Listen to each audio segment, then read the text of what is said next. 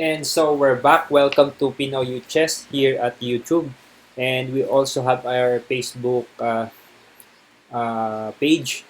And this is the second installment of uh, the stream that I have made last night. That stream was only is between this match at Lindores Abbey Rapid Challenge final between Dubov and Nakamura. But that stream is only on game 2 and on game 1. Because the health of my stream is not very good come game 3, and I was not able to refresh my browser, and the speed is not really good, so I just decided to stop streaming. But I thought that the problem is the chess 24 or this match. That match was only up to game 2, and game 3 and 4 would be today, but actually I'm wrong. Game 3 and game 4 is already finished. So let's see what happened. Game 3, Dubov is handling the white pieces. So he opened with c4.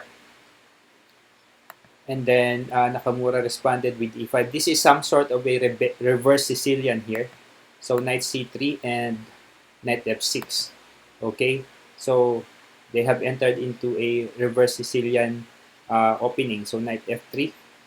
And we have knight f6. And before I proceed, I would just like to mention that this stream is sponsored by CAPEX Cargo PADALA Express, and we have a tournament coming in sponsored by CAPEX Cargo Padala, and it's on June 6, 2020 at 8 p.m. So it's evening and it's Philippine Standard Time. I invite you to join the tournament. We already have more than 30 players, and we can handle more. And I'm gonna post the steps in order on how to join and how to register into the tournament. So uh, in the details of this video after the stream or during the stream, you can already look it up. And so let's proceed. So knight f6 by Nakamura here, and g3. So this is some sort of a reverse Sicilian with a fianchetto. And Nakamura made the d5 move. This is still fairly standard variation here. Bishop g2 and knight b6. Okay. Rook and then castling, and then we have bishop e7 and a3. So usually in this reverse Sicilian, black would be able to dominate the queen side strategically, but let's see how they would handle it. This is a rapid game, so anything is really possible, and this is gonna be very exciting for both players. And castling and b4 by Dubov, and we have here I was thinking bishop b2, but we have here rook b1. So what's the purpose of this move? Does he intend to push b5 or something? Okay, so we have f6 here. Okay, so that's it. Dubov made the move b5 and knight d4. So that's it, because if Dubov did not made the move rook b1, come e3 here, and then the bishop could go to this side, bishop b3, and the king would say go to of course the queen would go to queen e1, and we have a port coming in at with knight c2. So this rook b1 move actually prevented that port. Okay, so exchange. So I think this exchange favors white because it has activated his light squared bishop. Okay, so Nakamura was forced to defend the b7 pawn because he cannot go with c6 because of this advanced pawn at b5. Okay, so that's the purpose of b5. It actually prevents c6. Okay, so we have now d4. Dubov is fighting for control of the center here. Takes. And we have queen d7, and time would tell whether this d4 pawn would prove a liability for Dubov. But with active counterplay, and especially that his two bishops are very active, it could very well be not really a liability for him. So let's see. Rook. So we have rook e1 coming in, and rook e8. And this a4 move is necessary so that the bishop at c1 could be transferred to another square without worrying about the defense of the a3 pawn. So this a4 is really necessary, and a4 is aptly defended by the knight at c3. Okay, bishop f7, and we have a5. So an exciting game. Dubov is pressuring Nakamura at this point, and how unfortunate that this is not really the actual game wherein we can see the time dwindling between each player. But nevertheless, this is exciting to see this game here, even if I'm just going with the move slider here, and this game is already finished. But I won't tell you the result first. Maybe you have not yet read about the result, and it would be better if you feel excited with what actually happened in the game. So knight d5, so exchange, and Nakamura. So Dubov would like Nakamura to do the honors of taking on f3. So if bishop f3, then queen f3, then this d4 pawn would fall. But look at this. This c7 pawn would also fall here, and maybe ensure that if the rook moves, then of course this b7 pawn would also fall against the queen, and Dubov would not need to worry about the light squared weakness here around his king, because there is no more light squared bishop or black if ever Nakamura exchanges at f3. Okay, so this is a prophylactic move against what we have analyzed, rook c8, rook bc8 to protect the c7 pawn. And then of course we have here a very strong counterplay. So it actually forces f5, because bishop e6 is not possible anymore because of the rook at e1. So this forces f5. So we have here f5, and here bishop h5 is actually forcing Nakamura to do the move g6 and weakening his dark squares around his king. And let's see if Nakamura obliges. He does not oblige. So what would happen? Is it a liability for him that his rook is now not part of the control of the e file? So let's see what would happen. And another challenge by Dubov to exchange bishop. If bishop takes f3, queen takes f3, then the queen cannot take on d4, because there is no protection for this bishop at e7. So that's actually the point of the move bishop h5 a while ago. If the rook moves, then this bishop at e7 would lose protection. Okay, so let's proceed. So maybe Nakamura should have made the move g6 instead. And but of course, in life, as in chess, there's always exchanges of benefit or exchange of risks. As a chess player, especially these grandmasters, they are very good at weighing the pros and cons of everything. So in the chessboard, okay. So bishop Nakamura is forced to make the bishop f8. What if he goes back? So he can also have considered that he goes back to rook with rook e8. Okay, that's not what happened, and the bishop now centralizes itself. The white dark squared bishop centralizes itself at e5. So this is a very strong move here, and actually black cannot undermine this d4 pawn with the c5 move, because there is en passant here, and pawn at b5 could take on c6. Okay, so we have here b6 trying to fix the pawn of white. So exchange, and this bishop at c no, not the bishop, the rook at c8 comes to life. Okay, so exchange, and here we have queen a4 threatening this a7 pawn. So could it be taken? Yes, it could be taken, and the pawn at b6 is unprotected. So there is a real threat of taking on this pawn at a7. So that should be defended. So Nakamura now defends that pawn. Okay, challenging the rook. Nakamura didn't obliges. And now this is a very strong move actually. The rook had invaded the 6th rank.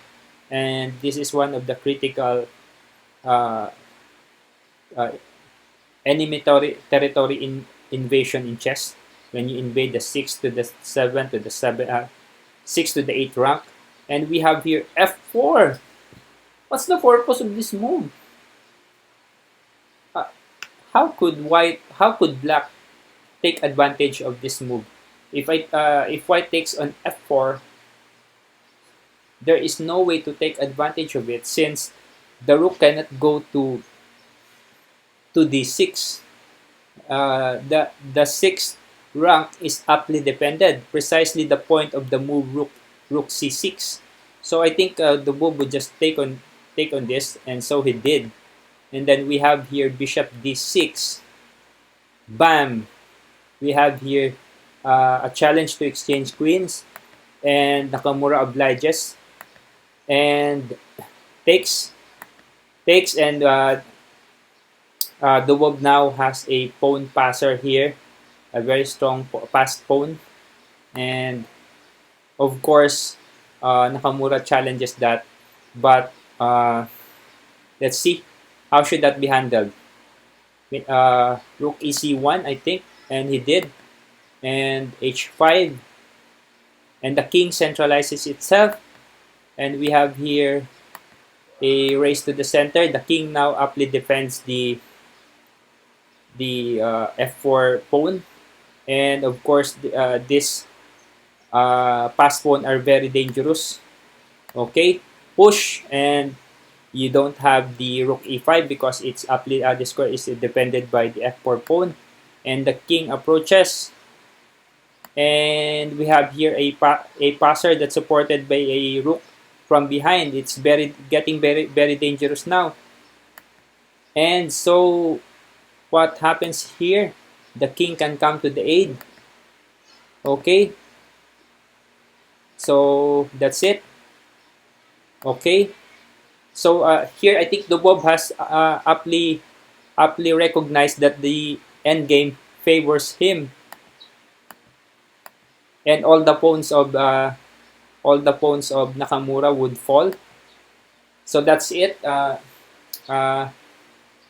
Nakamura resigned this position because if king f7, if we have here, for example, we make the move king f7, and we have here, this is my move already. I'm trying to continue the game by adding a variation. So this is what's nice with chess 24 notations. You can add your own variation to analyze the game. And we have like this.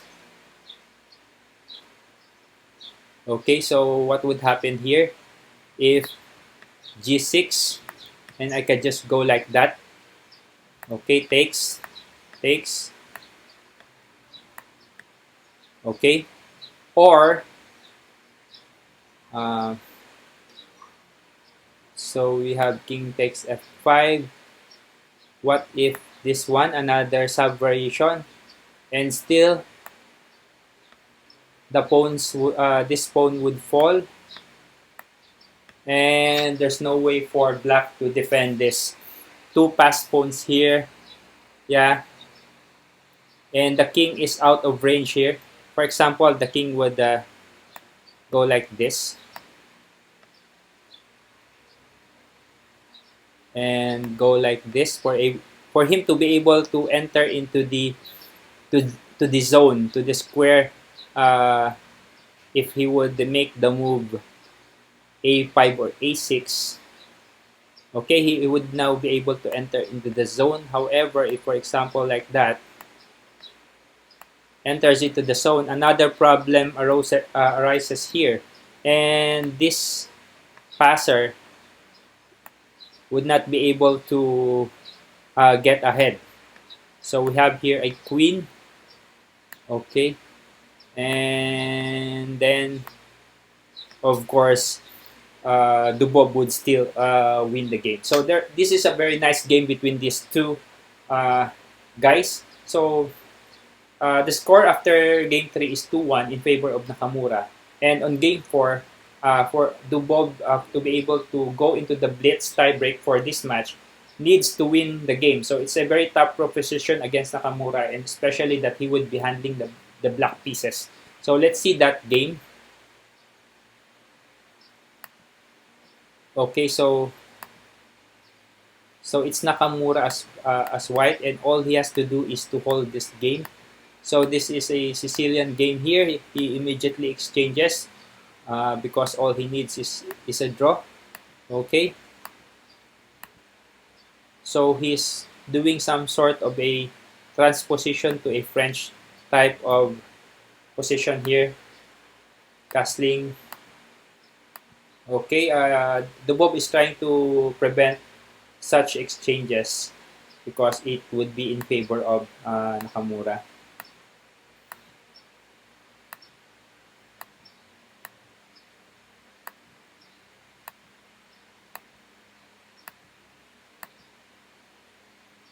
So nothing much is happening yet. So let's see how it would play out. So here, as you can see, Dubov has a slight advantage at the queen side. He is strategically well positioned at the queen side, but it's not very much that with accurate play from white it could be held. Okay.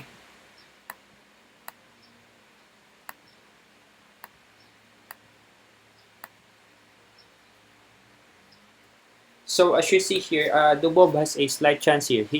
His position on the king side is on the queen side is very strong. So how do you handle this?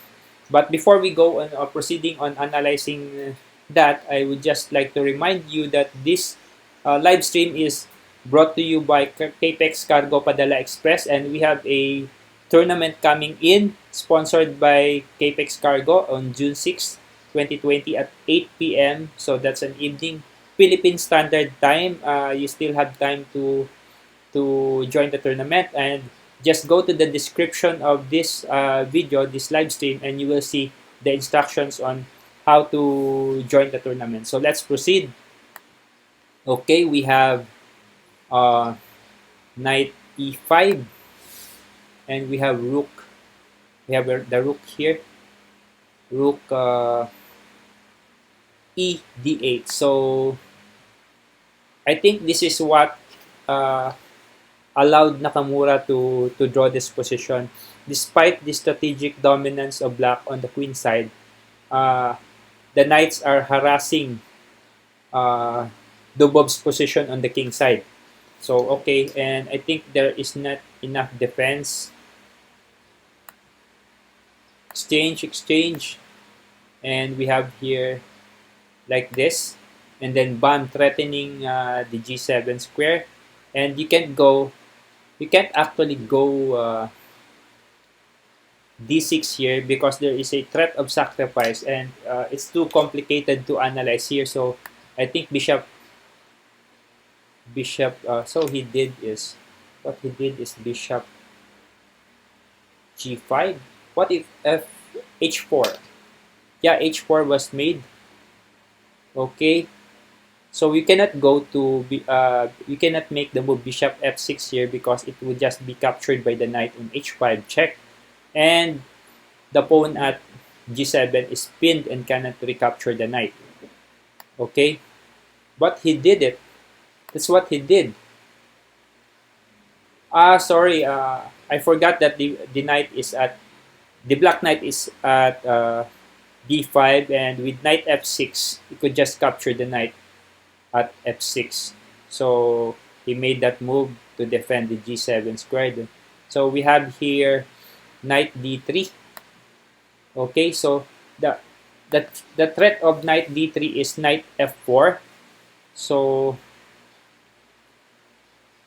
he cannot take on f4 if knight f4, knight df4, because of the threat of knight takes f6 check. Okay, so he prepares, he defends it by queen e7, and if knight df4, then he can now take with knight takes f4. So that's the purpose of that move. So exchange, exchange, and then g6 now, exchange, exchange, and this now filters out into a lifeless position, and of course more likely to result in a draw. Okay, so Dubov is it would go up to 45 moves. We are still at 37. Dubov tries to squeeze something, but I think of course the position is very really lifeless at this point. The queens were exchanged, so nothing more. Okay,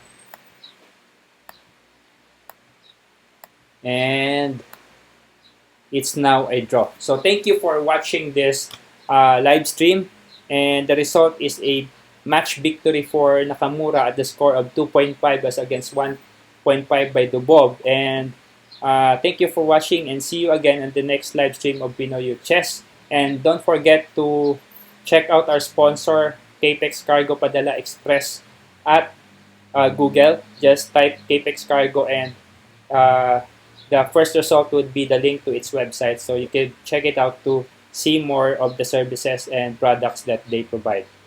And don't forget our tournament on June 6, 2020 at 8 p.m. Philippine Standard Time. It's sponsored by CAPEX Cargo Padala, and this live stream is also sponsored by CAPEX Cargo. See you and bye-bye. See you on the next stream.